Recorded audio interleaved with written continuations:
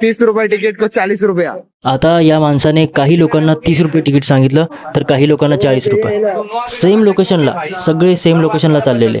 तरीही म्हणजे नवीन पर्यटक दिसला की त्याला 10 रुपये एक्स्ट्रा वाढवून सांगायचे, 20 रुपये एक्स्ट्रा वाढवून सांगायचे. आणि असे बरेच प्रकार गोव्यामध्ये घडतात फसवणुकीचे. आणि ही जी टिटोस लेन जागा आहे तर तिथे तर स्टार्ट टू एंड सगळे दुकानं फ्रॉड आणि फेक. तिथे सगळ्यात जास्त फ्रॉड करणारीच पब्लिक भरलेली आहे.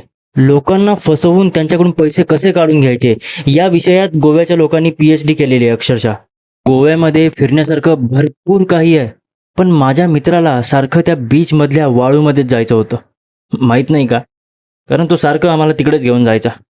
आणि बघता बघता संध्याकाळ झाली. आता भेटू दुसऱ्या दिवशी. दोघांनी अक्षरशः मेनू कार्ड पूर्ण बघितलं, पण काय खायचं याच्यावर परत 1 तास चर्चा चालू होती. आणि हा गर्लफ्रेंड सोबत बोलतो. हा चुकून आलाय गोव्याला. येतो कशाला रे? पाय दुखतात. आल्यापासून पाय दुखतात करतो. आणि आज आहे आमचा गोव्यातील शेवटचा दिवस. आणि शेवटच्या दिवशी देखील माझ्या मित्राला त्या बीचवरच्या वाळूमध्येच जायचं होतं. सॉरी का सॉरी?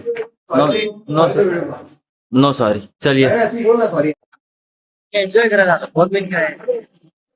मला एकट्याला सोडून चालले ना बे. आले मग त्याला यायला पाहिजे. चला आता मुंबईला रिटर्न जाऊया असं म्हणत आम्ही स्टेशनवर पोहोचलो. बघतोय तर खूप मुसळधार कोसळधार पाऊस सुरू झालेला. आणि काही वेळानंतर 50 किलोमीटर वगैरे पुढे आम्ही गेलो तर अजिबात पाऊस नव्हता. बाकी भेटू पुढच्या ब्लॉगमध्ये. Bye bye.